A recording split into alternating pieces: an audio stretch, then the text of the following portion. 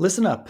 I've got some tough love to dish out today, but it comes from a place of wanting the absolute best for you and your financial future. Today, we're going to talk about the biggest money mistakes that most people make, often without even realizing how much they're sabotaging themselves.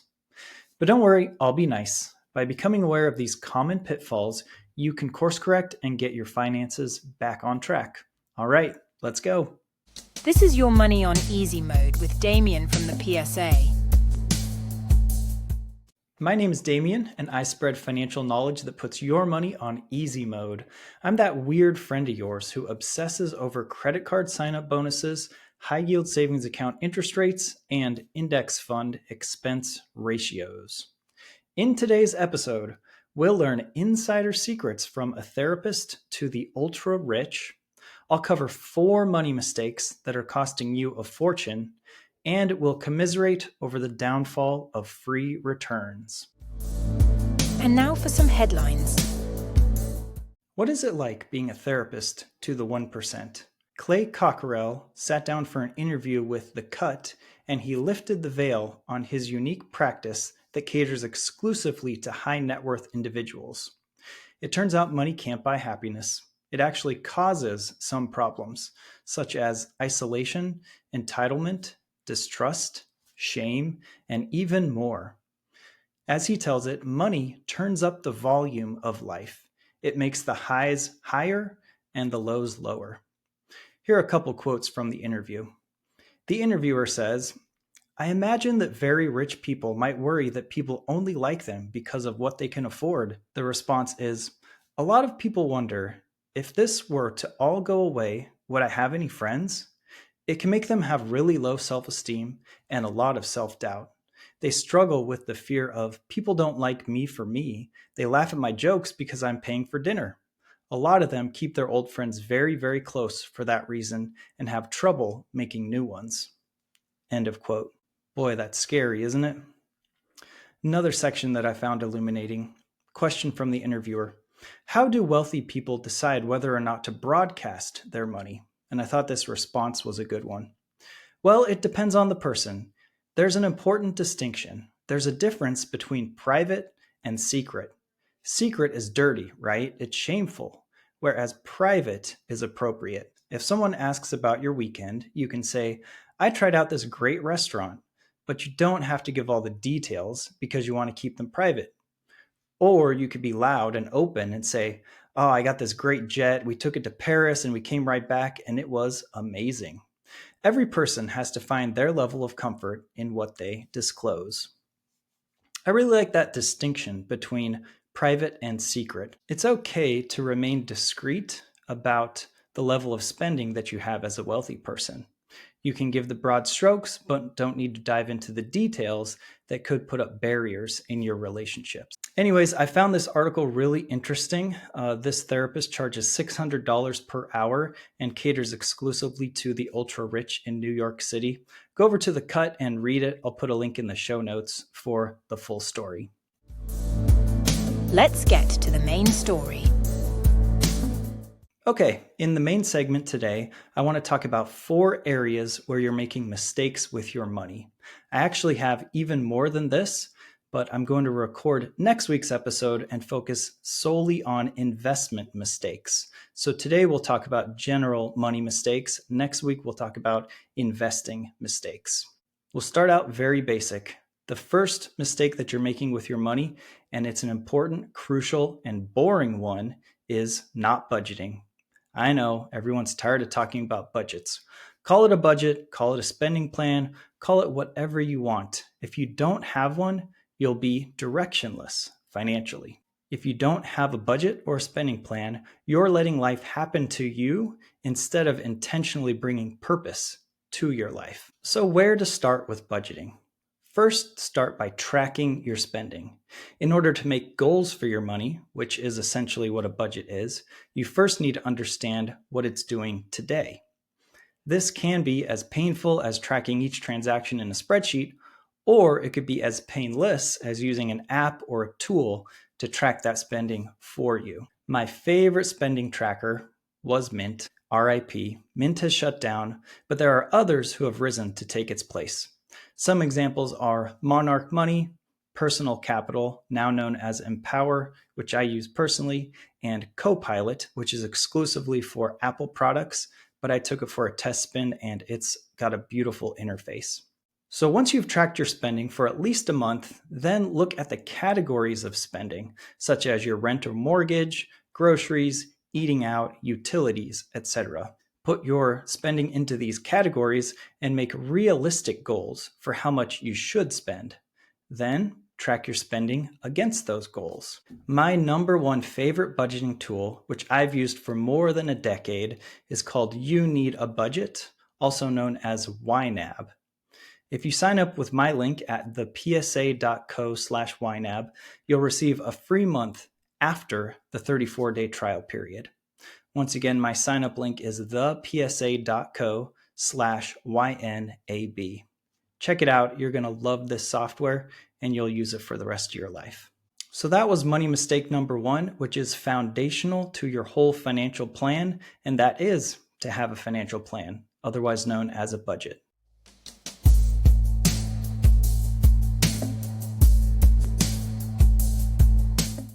Money mistake number two that you could be making is to be paying only the minimums on your debts.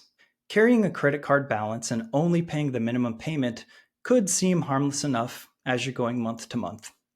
But over the years, the high interest rates quietly grow that debt while keeping you stuck in a cycle of owing money. What started out as a harmless little purchase can end up costing you thousands of dollars with interest. In fact, if you only pay the minimums, some debts can take 20 years or more to pay off in full. Paying only the minimums is the number one behavior that will keep you in debt and poor. So accelerate your debt payoff using one of my favorite methods, either the debt snowball or the debt avalanche. For the debt snowball method, line up all your debts in order from lowest balance to the highest balance. Pay the minimums on all of them except for the one with the lowest balance. Once that debt is destroyed, move on to the next one with the lowest balance, throwing everything extra that you've got at it. Or you can use what's called the debt avalanche method. In this method, you line up your debts in order from the highest interest rate down to the lowest interest rate. Then you repeat those payoff steps, minimums on everything except the one with the highest interest rate till you knock that one out. Then you roll the payments into the one with the next highest interest rate. For a lot more info on both methods, download my free Debt Destroyer guide at thepsa.co/guide. Money mistake number three that you could be making is not saving up for emergencies. Life loves to throw unexpected curveballs, a medical expense, a car repair, or even a sudden job loss. Without cash savings, you'll resort to relying on your credit cards or predatory loans to stay afloat. But that puts you back into a cycle of poverty that is extremely hard to break free from. Instead, make small, regular contributions to a high-yield savings account. Shoot for a starter emergency fund of $1,000, then continue to build towards 3 to 6 months worth of your living expenses. After you've taken care of step number one, which is building a budget and tracking your expenses, then you'll know how much you need to spend month to month to survive. Once you have 6 months of living expenses in a high-yield savings account, you'll sleep better at night knowing that you've got a financial cushion for the unexpected. My favorite place to store my emergency fund is in a high-yield savings account with Wealthfront. Use the link thepsa.co/wealthfront to sign up and receive a 3-month boost of 0.5%.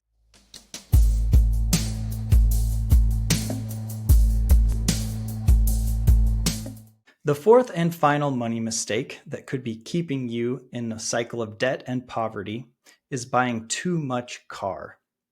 After your rent or your mortgage, your car is probably your next highest expense.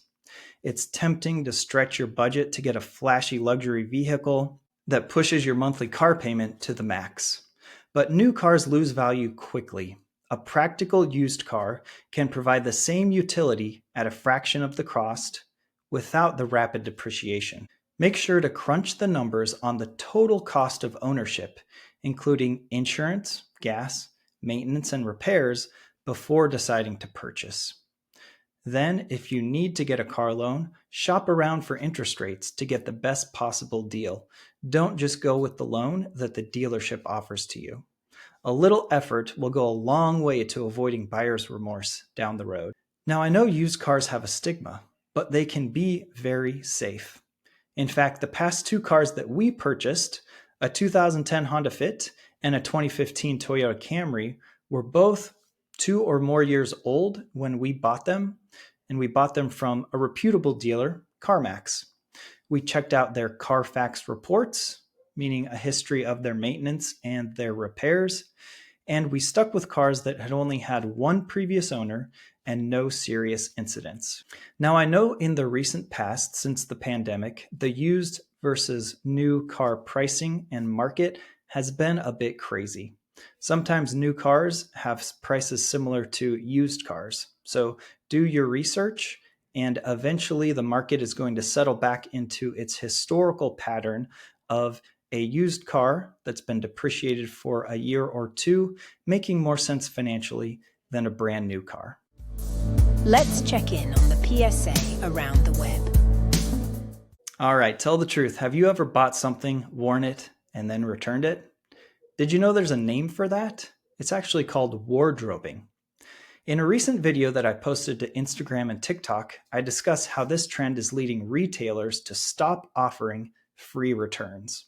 Let's take a look. Oh, got some bad news for you. The era of free returns is over. OVER. As it turns out, dealing with constant returns was a major pain in the assets for retailers. So what went wrong? Well, as it turns out, processing returns is very expensive. You got the labor, you got the shipping costs, you've got the goods themselves. In addition to that, the practice of wardrobing has gotten out of control. You know what wardrobing is. It's where you purchase that shirt, wear it once, and then return it. And finally, everyone's favorite boogeyman, inflation, has cut into profits, and so retailers need to cut costs somewhere.